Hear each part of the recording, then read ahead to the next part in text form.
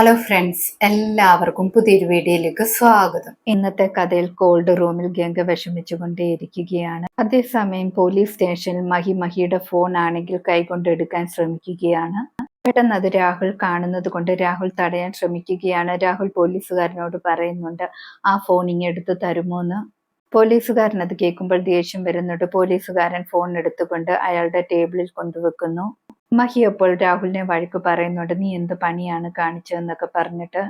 രാഹുൽ അപ്പോൾ പറയുന്നുണ്ട്, അയാളോട് ഫോൺ ചോദിച്ചതാണ്, എന്തെങ്കിലും പൈസ കൊടുത്തിട്ട് ആ ഫോൺ നമുക്ക് യൂസ് ചെയ്യാമെന്ന് കരുതിയതാണെന്നൊക്കെ പറയുന്നു. മഹി അപ്പോൾ പറയുന്നുണ്ട്, എന്നിട്ട് അയാൾ ഫോൺ തന്നോ? ഇല്ലല്ലോ, പിന്നെ എന്താണെന്നൊക്കെ പറയുന്നു. ശേഷം കാണിക്കുന്നത് ഗൗരിയുടെ ആത്മാവിനെയാണ്. ഗൗരിയുടെ ആത്മാവിന്റെ കയ്യിൽ കെട്ടിയിരിക്കുന്ന ബന്ധനമെല്ലാം പൊട്ടിക്കുന്നു. ഗൗരി ഭയങ്കരമായിട്ട് ശക്തി ആർജിക്കുന്നുണ്ട്. ഗുരുവമ്മയുടെ ശിഷ്യ ഗൗരിയുടെ അടുത്തേക്ക് വന്നിട്ട് വീണ്ടും ഗൗരിയെ ബന്ധിക്കാൻ ശ്രമിക്കുന്നുണ്ട്. പക്ഷെ നടക്കുന്നില്ല. ഗൗരി ഗുരുവമ്മയുടെ ശിഷ്യ തള്ളിയിട്ടിട്ട് അവിടെ നിന്ന് പോകുന്നുണ്ട്.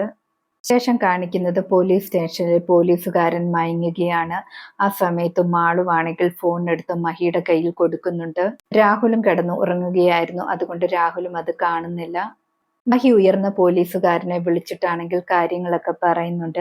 ഞാൻ പെട്ടിരിക്കുകയാണ്, സ്റ്റേഷനിലാണ്, എന്നെ പിടിച്ചിട്ടതാണെന്നൊക്കെ പറയുന്നു. സാർ എന്നെ സഹായിക്കുമോ എന്നൊക്കെ ചോദിക്കുന്നുണ്ട്. സാർ പറയുന്നുണ്ട്, ഞാൻ ഉടനെ തന്നെ അങ്ങോട്ട് വരാമെന്ന്. മഹി ഫോൺ സംസാരിച്ചതിന് ശേഷം മാളുവിന്റെ കയ്യിൽ ഫോൺ കൊടുക്കുന്നു. ആ ഫോൺ മാളു വീണ്ടും പഴയ സ്ഥാനത്ത് കൊണ്ടുവെക്കുന്നുണ്ട്. അതേ സമയത്ത് ഗൗരിയാണെങ്കിൽ ഗംഗയെ ബന്ധിച്ചിരിക്കുന്ന റൂമിന്റെ വെളിയിൽ വരുന്നുണ്ട്. ഗൗരിക്ക് പക്ഷേ ആ റൂമിനകത്തേക്ക് കയറാൻ പറ്റുന്നില്ല, ചരട് ബന്ധിച്ചത് കൊണ്ട്. ഗൗരി വീണ്ടും വീണ്ടും അകത്തേക്ക് കയറാൻ ശ്രമിക്കുന്നുണ്ട്, പക്ഷെ നടക്കുന്നില്ല. ഗംഗയാണെങ്കിൽ ഫ്രീക്കിയെ അന്വേഷിക്കുന്നുണ്ട്. ആ സമയത്ത് ഫ്രീക്കി ആണെങ്കിൽ ബോധമില്ലാതെ കിടക്കുന്നു. ഗംഗ കരയുകയാണ് ഫ്രീക്കിയെ ഓർത്തിട്ട്. ഞാൻ ജീവൻ രക്ഷിച്ചുകൊണ്ട് ഇവിടെ വന്നിട്ട് ഫ്രീക്കിയുടെ ജീവൻ പോകാൻ വേണ്ടിയായിരുന്നു എന്നൊക്കെ പറഞ്ഞ് കരയുന്നു. ഫ്രീക്കി ഒട്ടും അനങ്ങാതെ കിടക്കുകയാണ്. മഹി വിളിച്ച പോലീസുകാരൻ സ്റ്റേഷനിലേക്ക് വരുന്നു. അതിനുശേഷം അവിടെയുള്ള പോലീസുകാരെ വഴക്ക് പറയുന്നുണ്ട്. പരാതിയുമായിട്ട് വരുന്ന ആൾക്കാരെ ഇങ്ങനെ പിടിച്ചിടുകയാണോ ചെയ്യേണ്ടതെന്നൊക്കെ ചോദിക്കുന്നു. താൻ എന്നിട്ട് കേസ് അന്വേഷിച്ചോ എന്നൊക്കെ പറഞ്ഞ് വഴക്ക് പറയുകയാണ്. ഇവരെ ഇപ്പൊ തന്നെ മോചിതരാക്കണമെന്ന് പറയുന്നു. രാഹുൽ അപ്പോൾ മനസ്സിൽ വിചാരിക്കുന്നുണ്ട്, ഇയാൾക്ക് ഇപ്പൊ വരാൻ കണ്ട സമയമെന്നൊക്കെ. മഹിയും രാഹുലിനെയും പെട്ടെന്ന് തന്നെ റിലീസ് ചെയ്യുന്നുണ്ട്. മാളു മഹിയുടെ അടുത്തേക്ക് ഓടി വന്ന് കെട്ടിപ്പിടിക്കുന്നുണ്ട്. ഉയർന്ന പോലീസുകാരൻ ബാക്കിയുള്ളവരെ വഴക്ക് പറയുന്നുണ്ട്. ഒരു കുട്ടിയുടെ മുന്നിൽ വെച്ച് നിങ്ങൾ ഇങ്ങനെയാണോ പെരുമാറുന്നത്? ഇനിയും വരുന്ന ജനറേഷനിലെ പിള്ളേരൊക്കെ നിങ്ങൾ ചെയ്യുന്നത് കണ്ടല്ലേ വളർന്നു വരുന്നത്.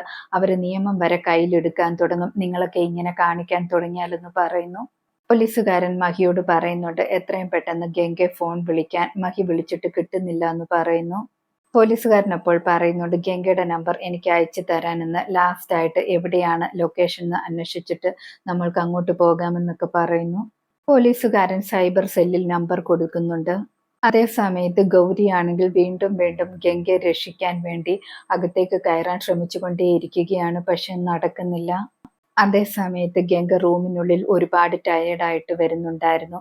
ഗംഗയുടെ കൈയൊക്കെ മുറിഞ്ഞ് രക്തം വരുന്നുണ്ടായിരുന്നു. സൈബർ സെല്ലിൽ നിന്നും ഉടനെ തന്നെ പോലീസുകാരനെ വിളിച്ചിട്ട് പറയുന്നുണ്ട്, ലൊക്കേഷൻ വാട്സപ്പിൽ അയച്ചിട്ടുണ്ടെന്ന്. പോലീസുകാരൻ മഹിയോടും രാഹുലിനോടും പറയുന്നുണ്ട്, പെട്ടെന്ന് തന്നെ നമുക്ക് ആ ലൊക്കേഷനിൽ പോയി ഗംഗയെ തേടാമെന്ന്. പോലീസുകാരും മഹിയും രാഹുലും മാളുവും എല്ലാം കാറിൽ പോയിക്കൊണ്ടിരിക്കുകയാണ്. അതേ സമയത്ത് ഗംഗ കോൾഡ് റൂമിൽ തളർന്നു പോയിക്കൊണ്ടേയിരിക്കുന്നു. ഇന്നത്തെ കഥ ഇതോടെ അവസാനിക്കുന്നു. പുതിയൊരു കഥയുമായി വീണ്ടും കാണാം. താങ്ക്